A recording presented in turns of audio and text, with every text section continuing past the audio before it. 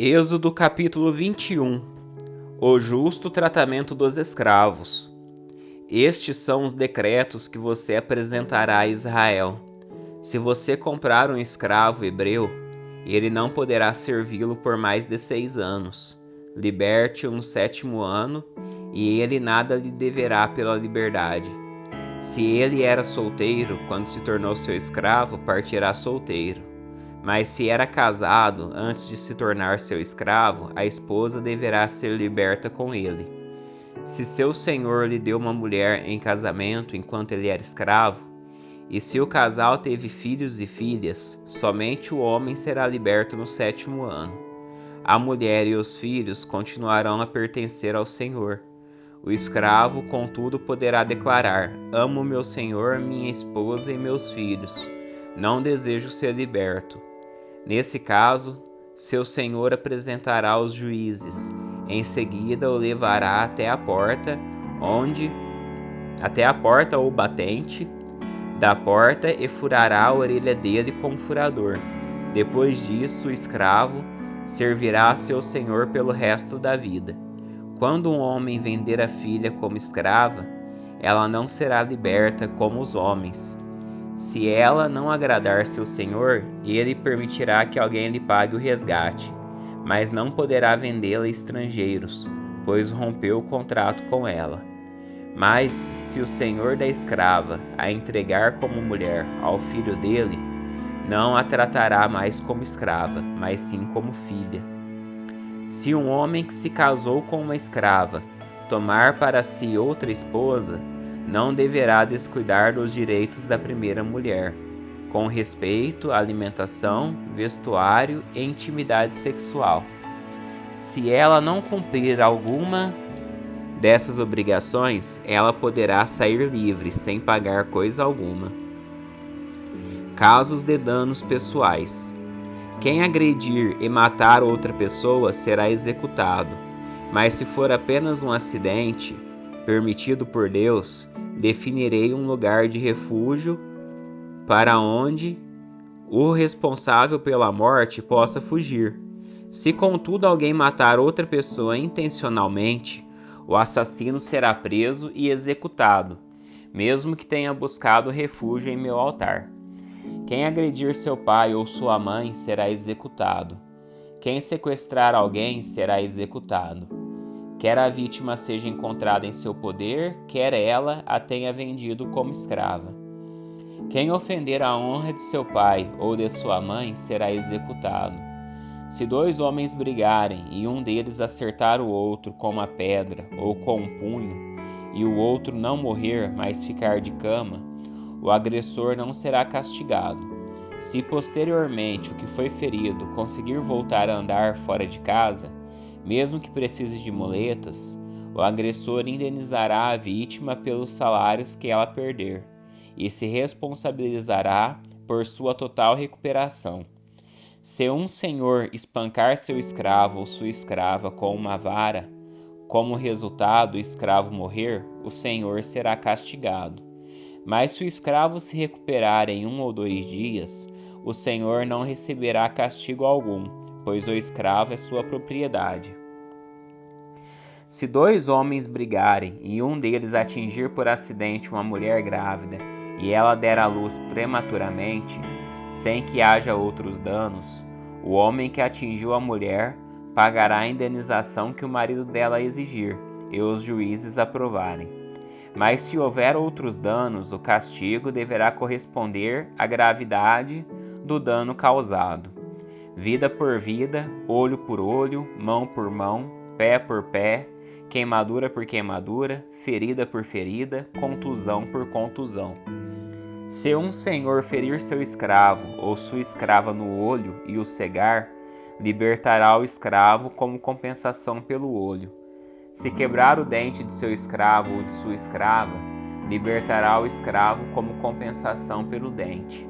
Se um boi matar a chifradas um homem ou uma mulher, o boi será apedrejado, e não será permitido comer sua carne. Nesse caso, porém, o dono do boi não será responsabilizado. Mas se o boi costumava chifrar pessoas e o dono havia sido informado, porém não manteve o animal sob controle, se o boi matar alguém, será apedrejado e o dono também será executado. Os parentes do morto, no entanto, poderão aceitar uma indenização pela vida perdida. O dono do boi poderá resgatar a própria vida ao pagar o que for exigido. A mesma lei se aplica se o boi chifrar um menino ou uma menina. Mas se o boi chifrar um escravo ou uma escrava, o dono do boi pagará 30 moedas de prata ao senhor do escravo, e o boi será apedrejado. Se alguém cavar ou destampar um poço e um boi ou jumento cair dentro dele, o proprietário do poço indenizará totalmente o dono do animal, mas poderá ficar com o animal morto. Se o boi de alguém ferir o boi do vizinho e o animal ferido morrer, os dois donos venderão o animal vivo e dividirão o dinheiro entre si em partes iguais. Também dividirão entre si o animal morto. Mas se o boi costumava chifrar e o dono não manteve o animal sob controle, o dono entregará um boi vivo como indenização pelo boi morto e poderá ficar com o animal morto. Êxodo capítulo 22. Proteção da propriedade. Se alguém roubar um boi ou uma ovelha e matar o animal ou vendê-lo, o ladrão pagará 5 bois para cada boi roubado e 4 ovelhas para cada ovelha roubada. Se um ladrão for pego em flagrante, arrombando uma casa e for ferido e morto no confronto, a pessoa que matou o ladrão não será culpada de homicídio. Mas se isso acontecer durante o dia, a pessoa que matou o ladrão será culpada de homicídio. O ladrão que for pego restituirá o valor total daquilo que roubou. Se não puder restituir o valor, será vendido como escravo para pagar pelos bens roubados. Se alguém roubar um boi, um jumento ou uma ovelha, e o animal for encontrado vivo em poder do ladrão, ele pagará o dobro do valor do animal roubado. Se um animal estiver pastando no campo ou na videira, e o dono soltar para pastar no campo de outra pessoa, o dono do animal entregará como indenização o melhor de seus cereais ou de suas uvas. Se alguém estiver queimando espinheiros, e o fogo se espalhar para o campo de outra pessoa, e destruir o cereal já colhido, ou a plantação pronta para a colheita, ou a lavoura inteira, aquele que começou o fogo pagará por todo o prejuízo. Se alguém entregar valores ou bens a um vizinho para que este os guarde, e eles forem roubados da casa do vizinho, o ladrão, se for pego, restituirá o dobro do valor dos itens roubados. Mas se o ladrão não for pego, o dono da casa comparecerá diante dos juízes para que se determine se foi ele quem roubou os bens. Em qualquer caso de disputa entre vizinhos, em que ambos afirmem ser donos de determinado boi, jumento, ovelha, peça de roupa ou objeto perdido, as duas partes comparecerão diante dos juízes, e a pessoa que eles considerarem culpada pagará o dobro à outra. Se alguém deixar um jumento, um boi, uma ovelha ou outro animal sob os cuidados de outra pessoa e o animal morrer, for ferido ou levado embora, e ninguém vir o que aconteceu, a pessoa que estava cuidando do animal fará diante do Senhor um juramento de que não roubou o animal. O dono aceitará o juramento e não será exigido pagamento algum. Mas se o animal for roubado do vizinho, ele indenizará o dono. Se tiver sido despedaçado por um animal selvagem, o que restou da carcaça será apresentado como prova e não será exigido pagamento algum. Se alguém pedir um animal emprestado ao vizinho e o animal for ferido ou morrer, na ausência do dono, a pessoa que pediu o animal emprestado indenizará o dono totalmente. Mas se o dono estiver presente, não será exigido pagamento algum. Também não será exigida indenização alguma se o animal tiver sido alugado, pois o valor do aluguel cobrirá a perda. responsabilidades gerais. Se um homem seduzir uma moça virgem, que não esteja comprometida, e tiver relações sexuais com ela, pagará à família dela o preço costumeiro do dote e se casará com ela. Mas se o pai da moça não permitir o casamento, o homem lhe pagará o equivalente ao dote de uma virgem. Não deixe que a feiticeira vive. Quem tiver relações sexuais com um animal, certamente será executado. Quem sacrificar a qualquer outro deus, além do Senhor, será destruído. Não maltrate nem oprima os estrangeiros. Lembre-se de que vocês também foram estrangeiros na terra do Egito. Não explore a viúva nem o órfão. Se você os explorar e eles clamarem a mim, certamente ouvirei seu clamor. Minha ira se acenderá contra você e o matarei pela espada. Então sua esposa ficará viúva e seus filhos ficarão órfãos. Se você emprestar dinheiro a alguém do meu povo que esteja necessitado, não cobre juros visando lucro, como fazem os credores. Se tomar a capa do seu próximo como garantia para um empréstimo, devolva-a antes do pôr do sol. Talvez a capa seja a única coberta que ele tem para se aquecer. Como ele poderá dormir sem ela? Se você não a devolver, e se o seu próximo pedir socorro a mim, eu o ouvirei, pois sou misericordioso. Não blasfeme contra Deus, nem amaldiçoe as autoridades do seu povo. Quando entregar as ofertas das colheitas do vizinho, do vinho e do azeite, não retenha coisa alguma. Consagre a mim seu primeiro filho.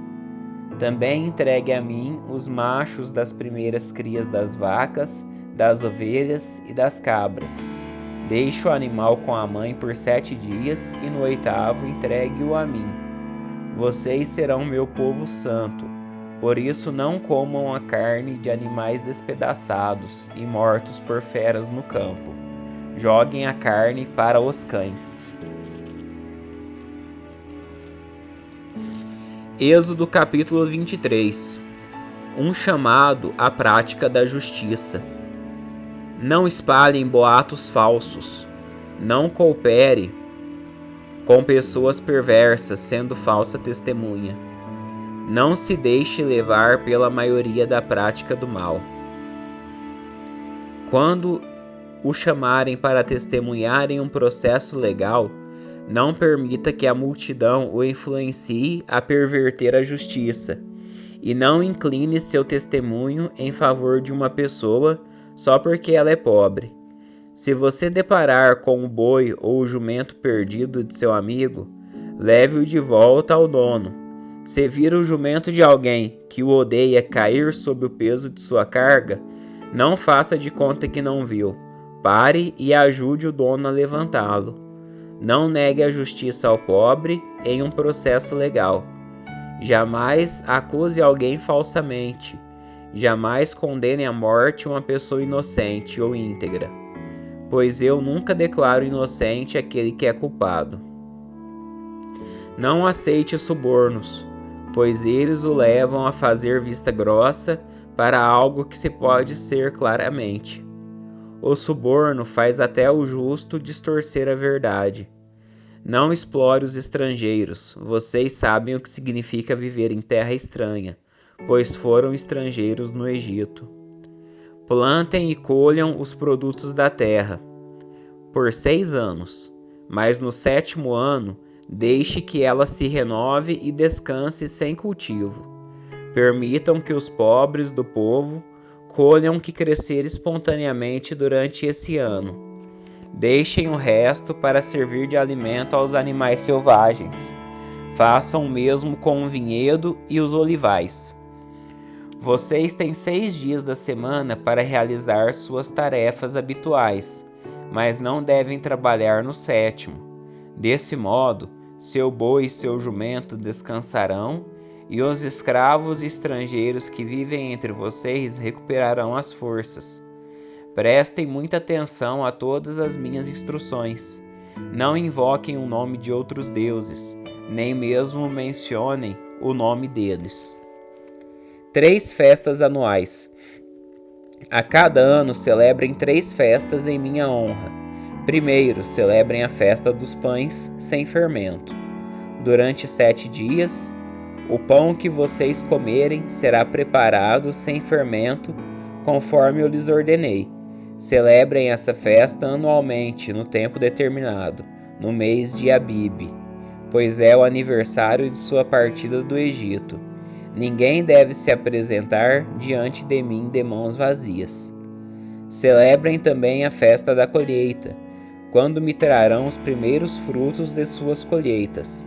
Por fim, celebrem a festa da última colheita no final da safra, quando tiverem colhido todos os produtos de seus campos. A cada ano, nessas 3 ocasiões, todos os homens de Israel devem comparecer diante do soberano, o Senhor. Não ofereçam o sangue de meus sacrifícios com pão que contenham fermento, e não guardem até a manhã seguinte a gordura das ofertas da festa. Quando fizerem a colheita, levem à casa do Senhor, seu Deus, o melhor de seus primeiros frutos. Não cozinhe o cabrito no leite da mãe dele. Promessa da presença do Senhor. Vejam, eu enviarei um anjo à sua frente para protegê-los ao longo da jornada e conduzi-los em segurança ao lugar que lhes preparei. Prestem muita atenção nele e obedeçam às suas instruções. Não se rebelem contra ele, pois é meu representante, e não perdoará sua rebeldia. Mas se tiverem o cuidado de lhe obedecer e de seguir todas as minhas instruções, serei inimigo de seus inimigos e farei oposição aos que se opuserem a vocês. Meu anjo irá à sua frente e os conduzirá à terra dos amorreus, hititas, ferezeus, cananeus, heveus e jebuseus. E eu destruirei todas essas nações. Não adorem seus deuses, nem os sirvam de maneira alguma, e nem sequer imitem suas práticas. Antes destruam-nas completamente e despedacem suas colunas sagradas. Sirvam somente ao Senhor seu Deus, e eu os abençoarei com alimento e água, e os protegerei de doenças. Em sua terra nenhuma grávida sofrerá aborto, e nenhuma mulher estéril. Eu lhes darei vida longa e plena. Enviarei pavor à sua frente, e criarei pânico entre os povos cujas terras vocês invadirem. Farei todos os seus inimigos darem meia volta e fugirem. Sim, enviarei terror adiante de vocês para expulsar os heveus, os cananeus e os hititas, mas não os expulsarei num só ano, pois a terra ficaria deserta e os animais se multiplicariam e se tornariam uma ameaça para vocês. Eu os expulsarei aos poucos, até que sua população tenha aumentado o suficiente para tomar posse da terra. Estabelecerei os limites de seu território desde o Mar Vermelho até o Mar Mediterrâneo, e do deserto do leste até o rio Eufrates. Entregarei em suas mãos os povos que hoje vivem na terra, e os expulsarei de diante de vocês.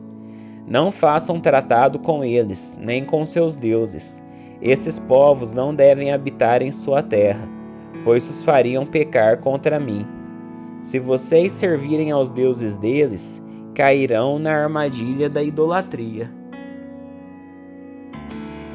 Êxodo capítulo 24. Israel aceita a aliança do Senhor. Então o Senhor disse a Moisés: Suba ao monte para encontrar-se comigo e traga Arão, Nadab, Abiú e 70 líderes de Israel. Todos devem adorar de longe. Somente Moisés está autorizado a se aproximar do Senhor. Os outros não devem chegar perto, e ninguém mais do povo tem permissão de subir o monte com eles. Moisés desceu e transmitiu ao povo todas as instruções e ordens do Senhor, e todo o povo respondeu em uma só voz: Faremos tudo o que o Senhor ordenou. Moisés anotou com exatidão todas as instruções do Senhor. Logo cedo da manhã seguinte, levantou-se e construiu um altar ao pé do monte. Também ergueu 12 colunas, uma para cada tribo de Israel. Em seguida, enviou alguns rapazes israelitas para apresentarem ao Senhor holocausto e touros sacrificados como ofertas de paz. Moisés colocou em vasilhas metade do sangue desses animais e aspergiu a outra metade sobre o altar. Depois pegou o livro da aliança e o leu em voz alta para o povo. Mais uma vez todos responderam: obedeceremos ao Senhor, faremos tudo o que ele ordenou. Moisés pegou o sangue das vasilhas, aspergiu sobre o povo e declarou: este sangue confirma a aliança que o Senhor fez com vocês, quando lhes deu essas instruções. Depois Moisés, Arão, Nadab, Abiú e os 70 líderes de Israel subiram para o monte, onde viram o Deus de Israel, e sob os pés dele havia uma superfície azulada como a zafira e clara como o céu. E embora esses nobres de Israel tenham visto Deus, ele não os destruiu, e eles participaram de uma refeição na presença dele. Então o Senhor disse a Moisés: suba ao monte para encontrar-se comigo. Fique lá e eu lhe darei tábuas de pedra, nas quais gravei a lei e os mandamentos para ensinar ao povo. Moisés e seu auxiliar Josué partiram e subiram ao monte de Deus. Esperem aqui até voltarmos, disse Moisés aos líderes. Arão e Hur ficarão com vocês. Quem tiver algum problema para resolver durante minha ausência, poderá consultá-los. Então Moisés subiu ao monte, e a nuvem cobriu o monte. A glória do Senhor pousou sobre o monte Sinai, e a nuvem o cobriu por 6 dias. No 7º dia, o Senhor chamou Moisés de dentro da nuvem. Para os israelitas que estavam ao pé do monte, a glória do Senhor no alto do Sinai parecia um fogo consumidor. Moisés desapareceu na nuvem ao subir ao monte, e ali permaneceu 40 dias e 40 noites.